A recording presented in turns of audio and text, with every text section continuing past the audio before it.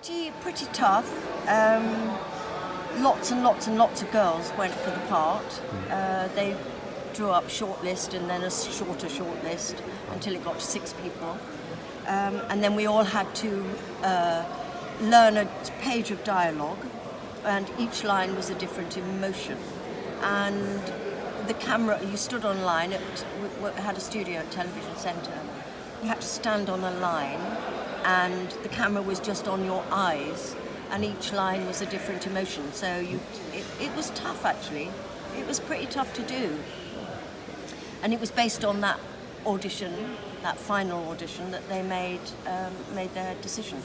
I was a massive Patrick fan. As a young girl, I used to watch him in all the Dickens classics and all the work he'd done. So I knew exactly who Patrick was, and I always admired him as an actor. So I was very nervous, obviously, and really proud to think that I was going to be working with him, and very nervous. But he made me very, very welcome, as did Fraser. And it didn't take very long, actually, to get that tight-knit threesome that we had going. I think we respected each other greatly and liked each other very much. And so it was actually really easy to work together, the three of us. It's an interesting one because I've always said Mind Robber, and indeed Mind Robber is one of my favourite stories. Because it was so quirky and so completely different to anything else I've done up until that point. In fact, it was completely different to anything I did any of my stories. But the one that I didn't remember quite so well, and then on re-watching thought it was fabulous, was The Invasion. And I think it stands up really well as a story, and there's some very fine performances from visiting actors in that. So Invasion, I think, and War Games, actually. War Games is a bit long, I think, and a bit of padding from time to time, but the story itself, I think it's terrific. We were very lucky to get good stories at that point.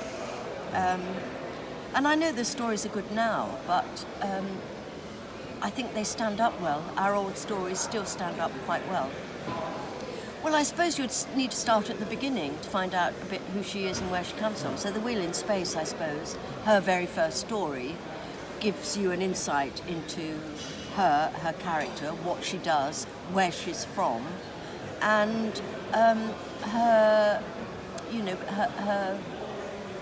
need to travel and become enamored with the Doctor, and the time travelling, and subsequently, hides away in the TARDIS, and is eventually, and then suddenly is part of their adventures. So I think the first story is probably actually the best one to do. It's amazing. I mean, no way 50 years ago would we have thought that I'd be sitting talking to you 50 years later about the show. It was inconceivable at the time. And it's quite amazing. It's quite amazing. 50 years. Wow. That was one of my big regrets, is that because Pat was a very private man, and you'd never have thought that he'd do something like a convention. And I remember years ago he phoned me up and said, I've got a confession to make. And I said, what's that? And he said, I've been to a convention. And I said, you're kidding me. And he said, yeah, I've got another confession to make. What's that? I love them, you have to come.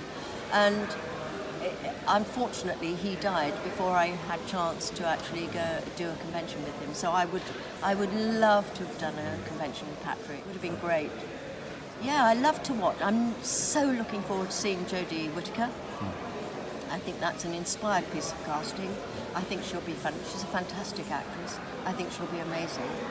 And yes, I have watched every Doctor, because it's interesting what actors bring to the role, and how every Doctor is so completely different, and yet we're all doing the same things right from 50 years ago, 54 years ago. We're all doing the same things, and yet it's so different from then to now. So yeah, I love watching it.